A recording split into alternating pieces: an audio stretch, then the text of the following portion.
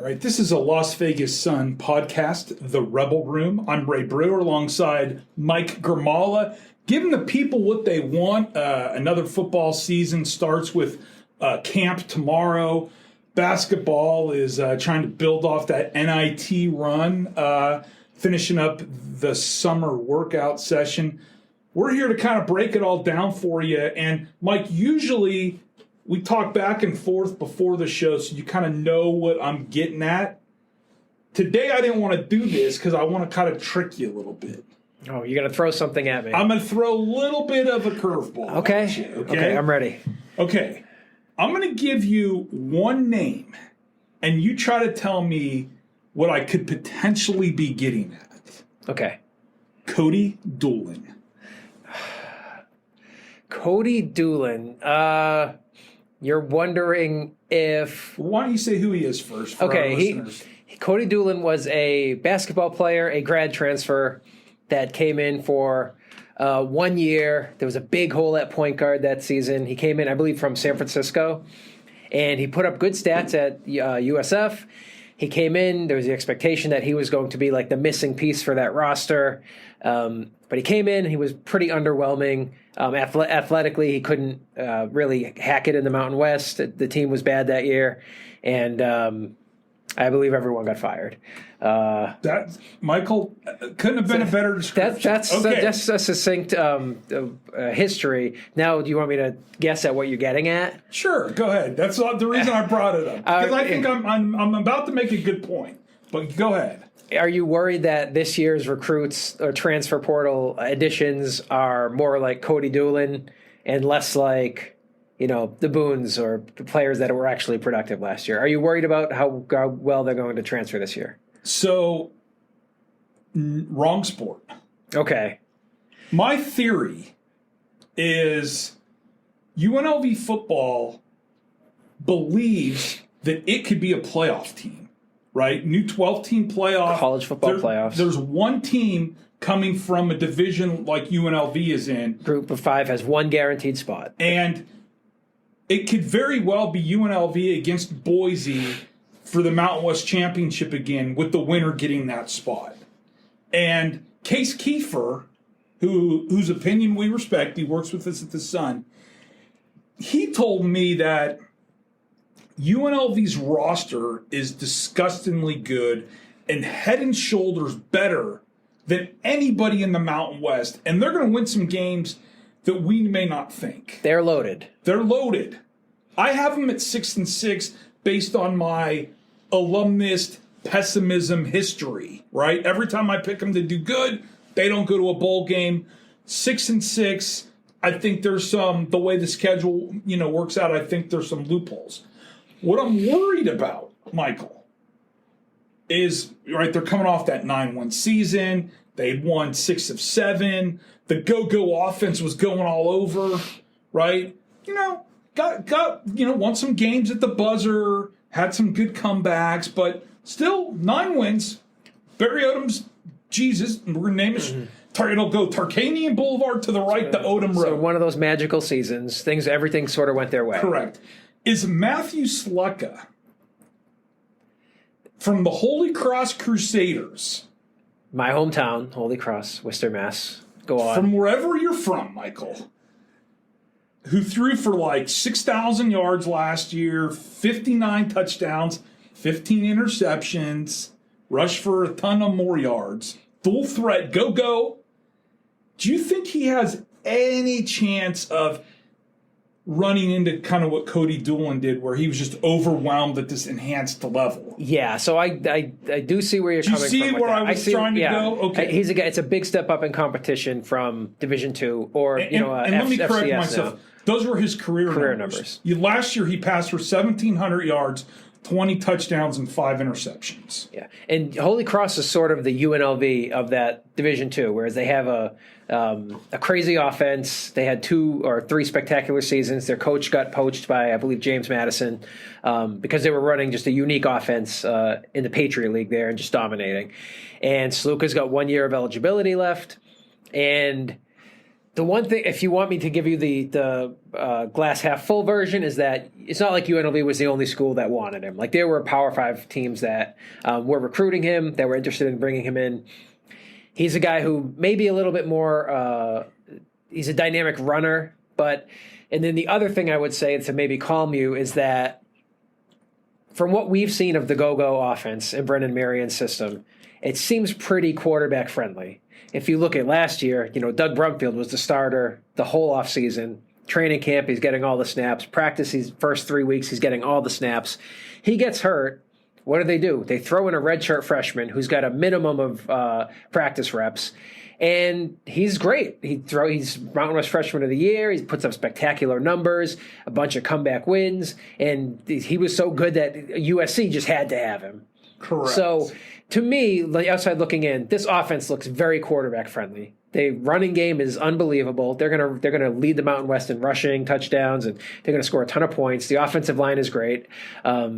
Wide receivers are loaded. You got Ricky White, Jacob DeJesus, all the new guys coming in. It's like as long as the quarterback has the rudimentary skills to run any college offense, they should be able to put up numbers. If UNLV wouldn't have lost Maeva to USC, to Georgia, to USC or whatever, would they be, without question, the playoff pick in the preseason for that one of the 12? I don't know about that, just because to go 12-0 and to navigate that whole thing is hard. You don't need to go 12. They're going to lose one. They're going to lose to Kansas. You've just got to be the highest rated Group of 5 champion. You've got to win your Group of 5. From what I understand, you've got to win your conference title game, and you've got whoever is the highest rated. And hope Liberty doesn't. 5 conferences. Hope Liberty stumbles somewhere along the way. So I think people would be more comfortable with them, maybe because you've seen it from Maeva. You've seen him have a good season, and he was just a freshman. So if he were coming back, of course, the storyline would be, how good can this kid be? He was really good as a freshman, just being thrown in midstream. Mm-hmm. So given a full year and all these weapons around him,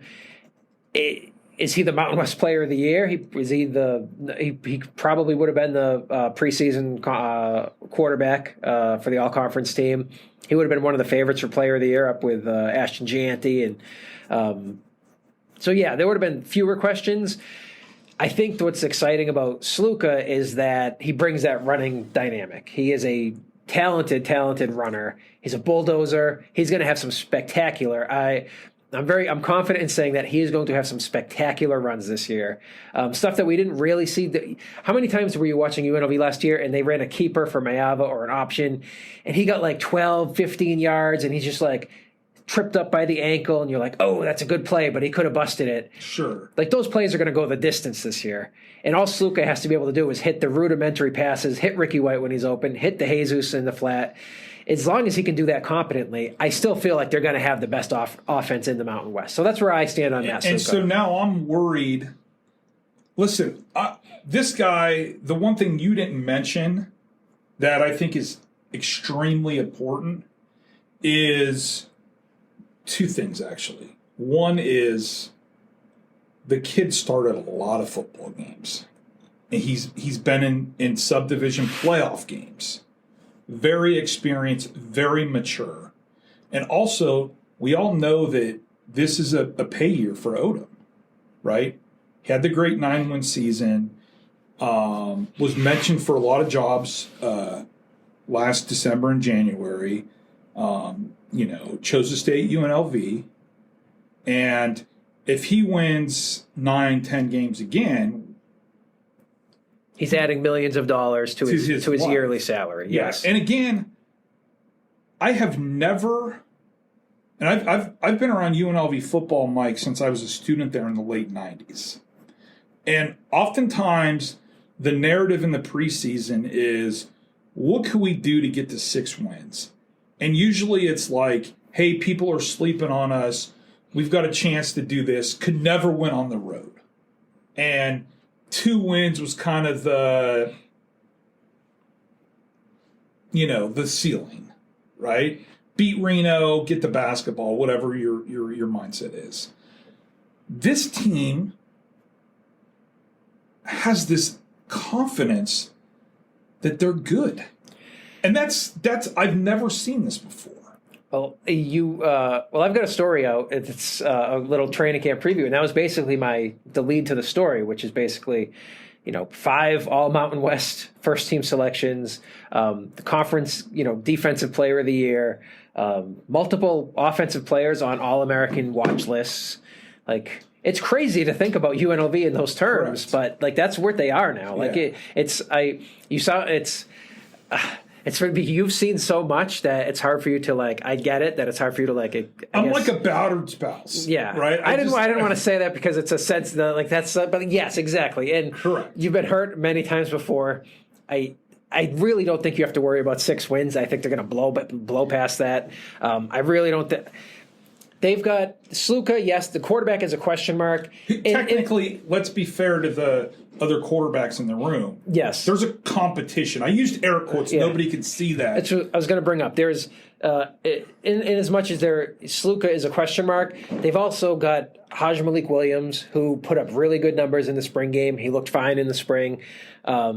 Odom at Media Day said it's going to be a 3-way competition. He threw Cameron Friel in there, and he said to start with that all 3 are going to get equal reps at the starter camp. So whether you think he's just saying that to keep it open or what have you, he said they think they've got 3 guys that can play. And I tend to, if Sluka can't get it done, you can probably throw Haj Malik Williams in there, and whoever's the quarterback, the offense is so basically foolproof that they're going to score 35 points a game in their sleep. I really don't think there's a quarterback on the roster that's going to hold them back from doing that. What may happen is if Haj Malik Williams wins the job in camp, and we've seen this before from UNLV in the past, the guy who plays the best in camp and wins the job turns out to not. It was sort of a fool's gold. It was not the better option. So correct. If they pick the wrong guy, Marcus Aurora's first year, he was not great at evaluating quarterbacks. The man doesn't know quarterbacks. Okay. But so say you happen to pick the wrong guy in camp. It happens. This year with those lofty goals, you want to get to the playoffs. You want to get that spot, but you pick the wrong guy, and that costs you. Week 1 at Houston, you lose a game where you're close in the fourth quarter. Your quarterback can't come through. You lose it. Takes you out of the playoff run. You can still, go on to have a good season. You get the right guy in there. So are you saying that week 1 is a must-win to make the playoffs? Probably. Okay, because the thing I like about the schedule, at Houston, at Kansas, at Oregon State, Boise here regular season, Syracuse here regular season, they're going to have opportunities to enhance that resume. And I think you could lose a game. And I just don't see him beating Kansas because I watched the Guaranteed Rate Bowl when Kansas had their backup quarterback and they threw all over UNLV. And even a UNLV secondary is enhanced. And we're expecting Jackson Woodard-esque impact in the secondary by some of these guys they brought in, especially the guys who are at Arkansas. I just don't see it. What I want to do is I want to go through the schedule. Okay. Are you okay doing that? Yes, I thought you would want to do that. It's a little early, considering I haven't seen any of these quarterbacks throw a ball in camp yet, but I'll go through the schedule with you. Well, you got to be uncomfortable a little. That's why I started with the Cody Dillon question. I don't want to make you sound like this genius. Okay, let's go through the schedule one by one. Game opener at Houston. A must-win. Last day of August. Houston has got a new coach. Projected to finish last in the Big 12, and they're a 3-point favorite against the Rebels. UNLV is going to, I would say, that's a tough one because, like I said, we don't know who the quarterback, we just don't know because that's the first game. But I do think they'll win that game. I have them as a small loss. I just think that Texas is such a hotbed of talent going on the road, new quarterback, new system. Both teams around. Donovan Smith is the starter for Houston. He's played a lot of college football between Texas Tech and Houston. Barry Odom 1-0 as UNLV's coach in Texas. They beat UTEP last year. UTEP and Houston massively in different. El Paso. Nobody wants to go to El Paso for 4 years. Trust me. People are trying to go up through El Paso for a better life. Second game, UNLV hosting Dixie State, now Utah Tech. That's also a must-win. And we've seen them lose to Southern Utah and Northern Arizona over the years, but this is a W, right? Yes. Okay. Next week at Kansas. I don't think that game's a lost cause. It's probably it might end up being the toughest game on their schedule aside from Boise State, but I don't think it's a lost cause. They'll go in as underdogs, and rightfully so. I think they're better equipped to deal with Kansas's receivers and deep ball than they were last year in that bowl game. And I love the fact that KU's redoing their football stadium. The game's going to be at Sporty Kansas City Soccer Stadium, which seats less people.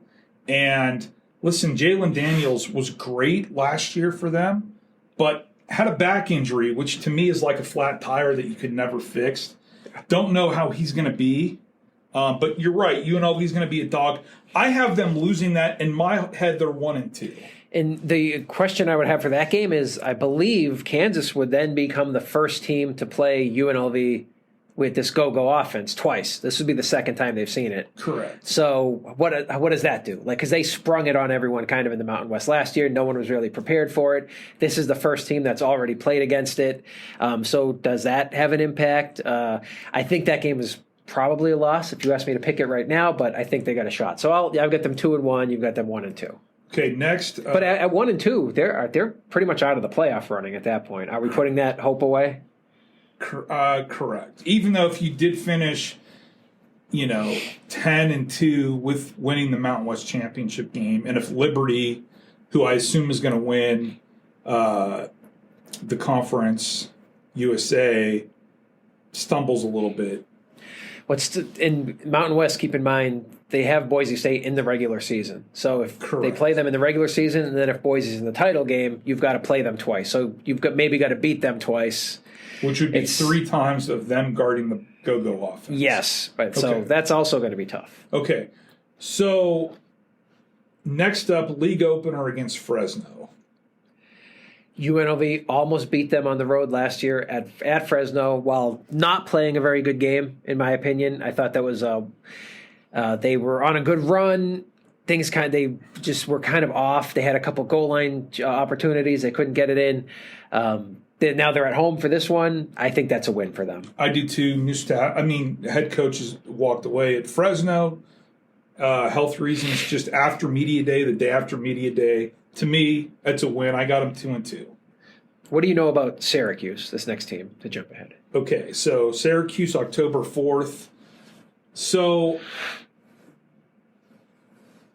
I have a healthy respect for Syracuse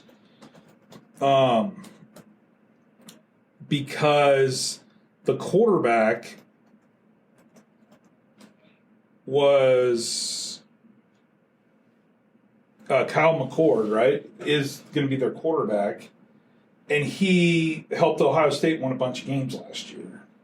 Granted, he wasn't, an Ohio State quarterback if you're, comparing him to C.J. Stroud. But he won a lot of games. It wasn't pretty. I think that this is a very interesting spot. I have them losing this game in my column that I wrote about 2 weeks ago. Mm. I think it's going to be close, and UNLV has a knack to win these close games. But either way, this is a darn good spot for them. At home, Syracuse traveling all the way from upstate New York. It's a great spot for the Rams. If they lose it, then they'll be 1-3 in non-conference, according to your picks at that point. And it's a Friday night game, so not even a Saturday night spot. So that means they're going to have to fly out Thursday morning or Wednesday night. Yeah, I think UNLV wins that game. Okay. Granted, again, I have not seen any of these quarterbacks play in camp yet, but I like UNLV that much. Okay. Next game is where I might want to go back on what I wrote this column before I went on vacation, Mike. And while I was on vacation, the Utah State staff imploded. Mm-hmm. And Utah State might be now the worst team in the Mountain West. It's a good year to play to go on the road at Utah State. And Marcus won there, Aurora. So I put them as a loss there because I just think it's impossible to play at Utah State on a Friday night. You think that they're going to lose at Utah State on October 11th? So here's the deal. Okay. I wrote this before the guy got fired. And I'm not going to have differing views on the podcast and in my column. Okay. So I had them losing because of Friday night, tough road environment. They always play well on those spots. It goes crazy there. I'm probably going to be wrong unless this interim coach finds magic like the basketball coach did and ends up getting the job full time. But Utah State's a wounded dog, and I'm probably wrong on that. I think UNLV scores 45 points in that game, and they probably win it going away. Okay, well, that's just, and then I think you're rolling into Corvallis the next week. Corvallis, which I have as I think they're going to get crushed up there. Obviously, Oregon State lost its coach and a lot of its key players to Michigan State. And obviously, Oregon State was left without a conference, hence why they're playing in the Mountain West. I don't know how much of the infrastructure they'll still have left from the Pac-12, but it's cold in Corvallis in October. It might be rainy, and I have them losing that game. People may be thinking, who is this Ray Brewer, and what happened to the Ray that we love? But I feel like we switched roles because I'm not counting UNLV out of that game either. I think they've got a real chance to win that one. I mean, you got them going 16-0 and beating Bama in the Natty. When you said cold and possibly rainy, for some reason my mind went to kicker, because that's like one of the question marks they have this year. They've got some guys in that local freshman. His name is escaping me right now, but that's just something to consider. They won a bunch of close games last year because they had a kicker who was automatic and made a lot of clutch kicks. Is that at some point you're going to need one late in the fourth quarter? Is it in Corvallis? I don't know, but my mind just went there for some reason. So I mean, the kid from Faith was Caden Crittenton, was a very good high school kicker. Mike Sanford, the former UNLV coach, is the Faith Lutheran coach. Used him like a college kicker. Allowed him to kick a lot of 50-plus yarders that he made. So the kid's capable, but there's one thing kicking a high school game in Summerlin and kicking in the rain in Corvallis. Yeah. So you're right. Some of these close games, and is Odom going to put this kid to the fire right away? Because remember, you got a 4-year investment. I mean, you scholarship a kicker. You're basically making a 4-year investment in the guy. You don't want to mentally have him backwards before he even does his thing. So right? let's say Crittenden makes that kick to win in Corvallis. Mm-hmm. According to me, they're now 6-1 with Boise State next up, gigantic game. At home. In which case, that becomes just an unbelievably huge game at Allegiant Stadium. And so, do you think Boise is going to be the Boise that we saw at the end of last year? Do you think that coach is the answer, or do you think he was able to get lightning in a pan? It feels like what they were last year was probably like the baseline for them. I don't see any reason why they would be worse than the team that we played, that UNLV played in the Mountain West Championship game. There were some personnel changes, with any college team, but overall, in terms of a overview of the entire program, I think that's probably what you can expect going forward. I don't think this is a situation where they bring in a new coach and all the winning that they've done for the past 25 years is, they're going to lose that thread. I think they're probably going to be the same old Boise State. So if UNLV can get into that game at 6-1 and that becomes like a showdown, if you win it, you're definitely in the playoff hunt. That's huge. That becomes an event. Could I get off track real fast to tell you something? Sure. So I just Google preseason college football rankings, and there's college football news. Don't know if they're reputable or not, but it comes up, and they rank all 134 teams, right? Worst team in the nation, blah, blah, blah. There's 2 Mountain West teams in the bottom 10. Well, that's what I was. Something similar. I was about to bring up after they play Boise State in this mega game. They close out with these final four opponents. You tell me if you think any of these teams are going to beat UNLV. At Hawaii versus San Diego State, at San Jose State versus UNR. Well, that's 4-0 to me. To me, it is. I will tell you, the road team usually struggles in the Hawaii UNLV series. True. UNLV hasn't won there in forever. And in fact, the last time they were there, it got a football coach fired because they were so bad. True. And I will tell you that game scares me, especially when that pineapple thing's involved that I think is irrelevant, but apparently the players go wild for it. My friends at College Football News, a very reputable site, I just want to let you know, love College Football News. They have, and I believe they're numbers crunchers, they rank UNR 122nd nationally. So bottom 12. Bottom 12. I can't argue against that. And you know why? Because Reno has struggled to invest in its football program. Because Chris Alt was able to win with complete filth, and he got Colin Kaepernick. And now they sort of expect that. And now they expect every coach to be able to filth, do that. Yeah. And it's a JV program. In a JV city. Let me guess UNLV's ranking in this. So they're releasing them, Michael. Okay, so it's not out yet. Piecemeal, and let me see where they're at here. Yeah, they're only down to. Hold on. Give me a second. We might have this here. Because I'm thinking, is UNLV a top 50 team in the country? They actually have them all, but oh my God. I don't know if I like their sourcing, dude. What are we, top 50? Top 40? Too high? Are you nervous? Are you reaching too lofty This a height? guy must have read my 6 and 6 column. Because he has UNLV as 88th. 88th. And Air Force 78, Oregon State 77. Must not be a big fan of the Mountain West. Is it? Well, the one thing I would think is that if it's a computerized ranking, it could be weighting. They're losing so much production at quarterback, and the two guys they're bringing in are one of them's a non-D1 guy, and the other one's from Campbell. Campbell is Division I? 2. Okay. Whatever. Yeah. So neither of these guys are big. Coming from big programs. So they may see quarterback. They may be weighted against them because what they're doing there. But also, UNLV has lost the last 2 years to San Jose State. They've given up 40 points each time. Coach is gone. I understand. The new coach, the Navy guy, going to run the rock.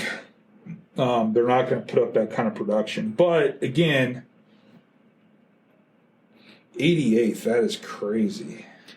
So, but my point, the schedule is front loaded. If you get through that non-conference and you get past that Boise State game and you win it, and you've got one loss at that point, the energy is going to be so cranked up for that final month of the season because you will be playing for a playoff spot. Then if you win the final 4 games, the Mountain West Championship game becomes a play-in game, possibly. So yeah, I'm very high on the old Scarlet and Gray this season. I do think that playoff spot is something they can shoot for. What happens, just talking out loud, if in the Mike Grimala math, where you've got them 16-0, at what point of the year, when some of these Power 5 start falling off and losing, you could see they're not going to be bowl eligible and their coaches are going to get fired, and Odom's name starts circulating out there. Does that impact the team? Excuse me. It could. It has impacted teams in the past. It didn't seem to be an issue last year. And this was a team when, once they got out, they sort of got off to the start last year that I'm predicting for them this year, where they were, 6-1. They got bowl eligible so fast. Odom was the hottest name. He was coming up in those discussions, as you talked about. But not only that, but their offensive coordinator is also a sought-after coaching candidate. So they were able to handle that, and they navigated it okay. My thing is, homie, that Barry Odom has done what and I'm just going to talk about myself, but what I've always thought that UNLV should be, right? we've got this world-class university, world-class city, world-class home stadium, world-class practice facility, right? Some of the best facilities and universities on the West. Finally got a coach that recruited towards that and got good players to make it happen. And that to me, and coached him up, right? Took a guy like Jackson Woodard who had like 7 tackles at Arkansas, turned him into a 120 tackle guy. Mountain West Defensive Player of the Year. Correct, right? Has developed, has developed guys that he inherited on the roster, and is given them career things. Has instilled confidence in the team. Has had them prepared. Like, he's out. Like, how many times on a college football Saturday during previous eras would you go out there and you see UNLV get out X'd and O'd and prepared, right? Odeman's got his guys in the right spot, and he's given them confidence that they can make the play because they're prepared. Mm-hmm. And, Eric Harper made the hire of a lifetime because went with a guy who was just all ball. And it's a great run. I mean, I'm going to be sad if it ends. Hopefully they find a way to pick it up and continue to do it. But it's been interesting. I know. Also, Mike, we want to talk a little basketball. Go ahead. Do you want me to? I wanted to make a larger point just to manage your concerns. This is something that I've thought on the thing with coaches leaving. I think it's changed. I think it's changing because of the transfer portal and NIL. It used to be the players would commit and they would sign their letter of intent, and then they're locked in for 4 years. Mm-hmm. And then if the coach leaves after year 1, you're like, hey, bro, like I'm committing 4 years of my life to this. What are you doing? Where are you going? Why is your name in all these rumors? I'm distracted now. I'm not going to play as well. Whereas now, like, these players are just as much of they're businessmen just as the coaches are. Like, these players are every offseason fielding offers from other schools. They're testing the waters. They're transferring. It's a business to them just as it is for the coaches. So now they don't just understand it. They have lived it, the same thing that these coaches go through. So I think when the coach's name comes up in a coaching rumor in week 8, the players says, Ricky White will know, like, hey, my name was coming up in these same kind of talks midway through last season. Like, I understand that it's going to happen. Coach can't really control it. So I don't think that's going to – I think that the impact of those type of things will be lessened going forward because the players and coaches are sort of on equal footing in that regard now. So that's something I'm not so concerned about this year, even with the 2 head coaching candidates who are definitely going to be in rumors as the season goes on. Okay. That's my take on it. Basketball – Kevin where do you want to Kruger start? with a winner get off the pot season on the horizon, correct? I would think so. Okay, because he's got 2 years left on his deal, right? He's going into year 4. He's got 2 years left. You don't really want to go into a lame duck year with a coach, so he's going to have to do something this year to earn an extension, probably. Okay, DJ Thomas is back and healthy. Jalen Hill is almost back and healthy.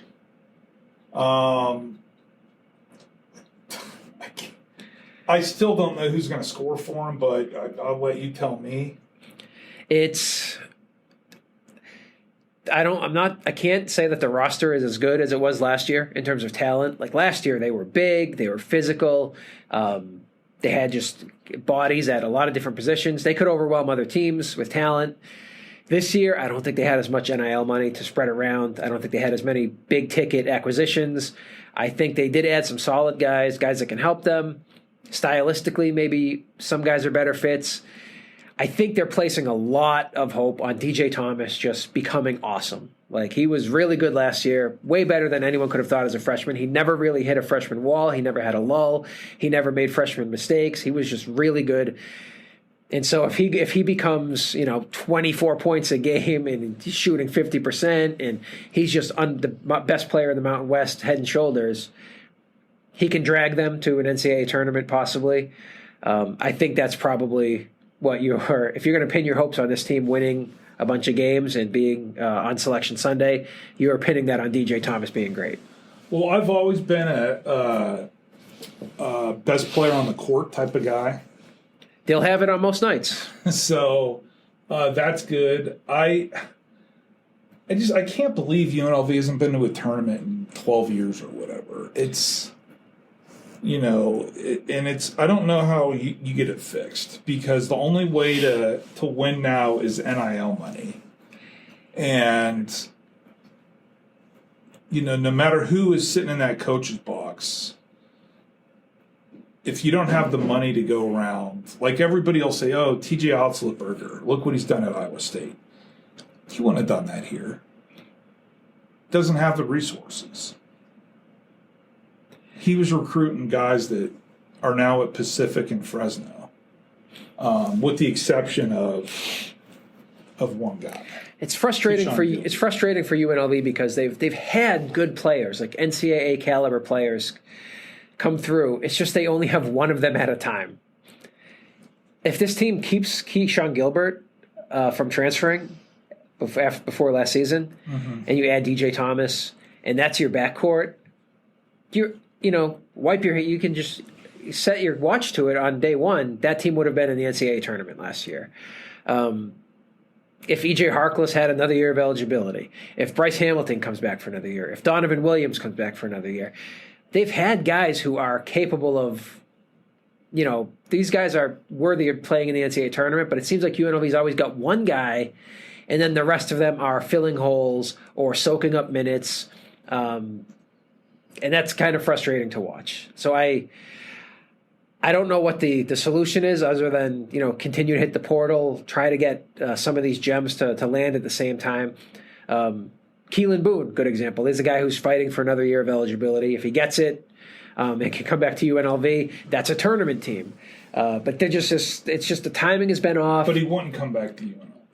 He, from what I have gathered in my reporting, he's open to it. He would come back to UNLV. I don't think there's a ton of NIL money left at this point in the offseason at other programs. He's open to it. UNLV definitely would want him back. They were very happy with the way he produced last year. He was awesome down the stretch last season. So it's just they've just been off. They haven't been terrible. They've just been mediocre or just okay. 18 wins, 20 wins, 21 wins, which is not bad, but they just haven't had those.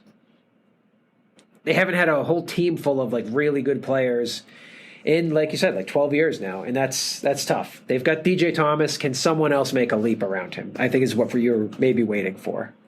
Yeah. Very, very interesting times.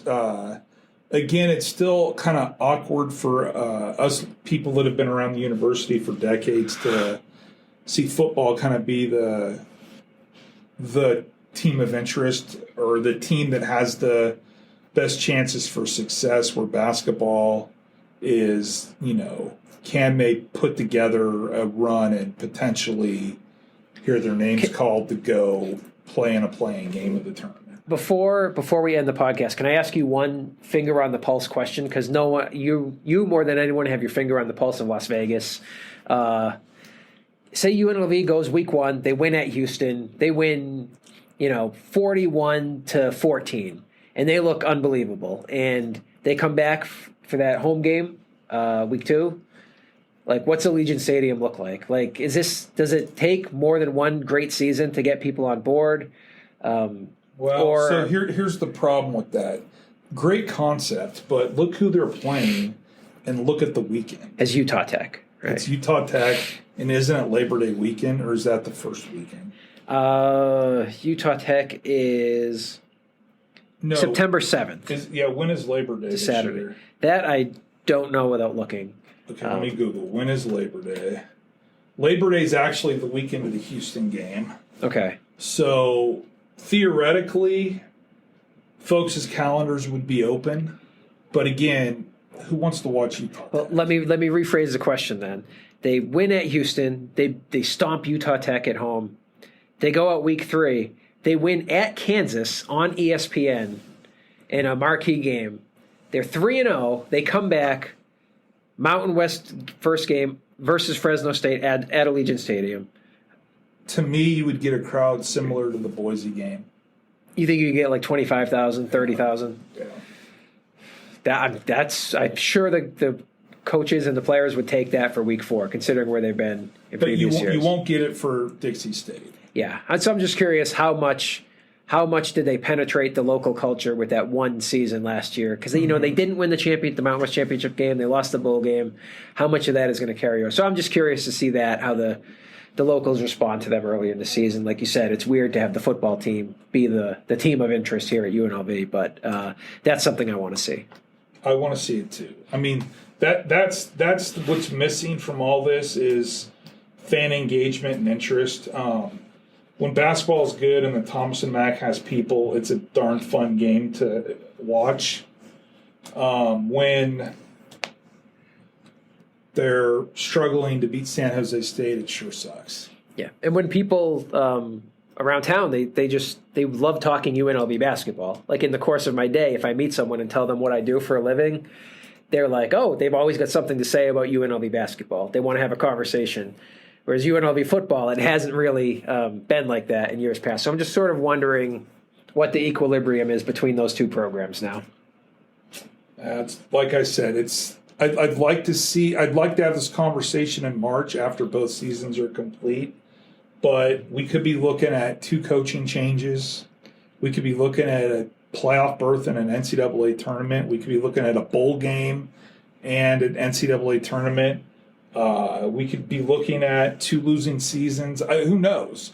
The book is out, but at least there's live action in football, and we're not trying to look at the schedule and like Bobby Houck's first year when it's like at Utah, out West Virginia. Yeah, you're not playing Frogger to get to 6 wins. Correct. In the final week of the season. There's a clear path to get there. Yeah. So for Mike, I'm Ray, and we hope you guys have a super, super duper August. We'll probably talk before the ball kicks off for football.